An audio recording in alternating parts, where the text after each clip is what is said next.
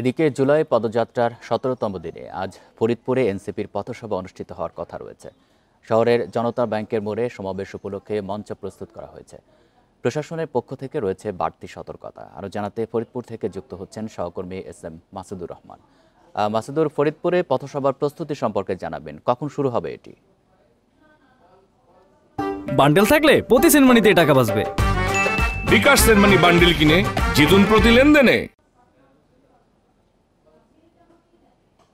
যেমনটি বলছিলেন, এনসিপির যে কর্মসূচি, সেই কর্মসূচির অংশ হিসাবে গতকাল গোপালগঞ্জ, মাদারীপুর, শরীয়তপুরের প্রোগ্রাম শেষ করে ফরিদপুরে রাত্রে অবস্থান করার কথা ছিল। গোপালগঞ্জের যে হামলা এবং যে ঘটনার পরিপ্রেক্ষিতে তাদের শিডিউল বিপর্যয়ের ঘটে, যেখানে আমরা জানতে পেরেছি তারা খুলনায় অবস্থান করে গতকাল রাত্রে। আজকে তারা খুলনা থেকে ফরিদপুরের উদ্দেশ্যে রওনা দিয়েছে। আর এই ফরিদপুরে হয়তো 12টা থেকে 12:30 নাগাদ ফরিদপুর সার্কিট হাউসে তারা এসে অবস্থান করবেন এবং ধারাবাহিকভাবে তাদের যে কর্মসূচি, সার্কিট হাউস থেকে শহরের জনতা ব্যাংকের মোড় পর্যন্ত পদযাত্রা, এরপরে শহরের জনতা ব্যাংকের মোড়ে অবস্থিত তাদের যে মঞ্চ, জুলাইয়ের পদযাত্রার যে সভাটা, সেই সভাটা অনুষ্ঠিত হবে ফরিদপুর শহরের জনতা ব্যাংকের মোড়ে। জনতা ব্যাংকের মোড় থেকে তাদের এই সভাটি তাদের জনসমুদ্রে রূপান্তরিত হবে বলে তারা জানিয়েছেন। পাশাপাশি গতকাল যেহেতু গোপালগঞ্জে একটি ঘটনা ঘটেছে, তাদের উপর হামলা এবং বিভিন্ন সহিংস ঘটনা ঘটেছে, সেই সহিংস ঘটনা যাতে পুনরাবৃত্ত ফরিদপুরের না ঘটতে পারে, প্রশাসনের পক্ষ থেকে সব ধরনের বাড়তি ব্যবস্থা নেওয়া হচ্ছে।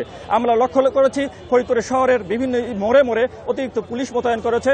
আমি কথা বলেছি ফরিদপুর পুলিশ সুপার আব্দুল জলিলের সাথে। তিনি জানিয়েছেন এনসিপির এই পদযাত্রা এবং পথসভা সহ অন্যান্য যে কর্মসূচি আছে, সেই কর্মসূচিকে সফল করতে বা তাদের এই কর্মসূচিতে কোনো ধরনের অনাকাঙ্ক্ষিত ঘটনা এড়াতে প্রশাসনের পক্ষ থেকে সব ধরনের ব্যবস্থা রয়েছে। সাদা পোশাকে পুলিশ, অতিরিক্ত পুলিশ এবং র্যাব এবং সেনাবাহিনীর সহযোগিতায় তারা নিশ্চিত নিরাপত্তার ব্যবস্থা জোরদার করেছে বলে আমাদেরকে নিশ্চিত করেছেন ফরিদপুরের পুলিশ সুপার।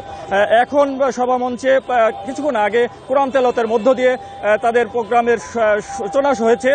পাশাপাশি গীতা পাঠ, এরপরে কেন্দ্রীয় নেতৃবৃন্দ ফরিদপুরে আসার পরে পদযাত্রা শেষ করে এই মঞ্চেই তারা জনসভা করবেন এবং জনসভা থেকে তারা তাদের পরবর্তী কার্যক্রম আমরা জানতে পেরেছি রাজবাড়ীতে পথসভা শেষ করে সেখান থেকে মানিকগঞ্জ থেকে তারা ঢাকার উদ্দেশ্যে যাবেন।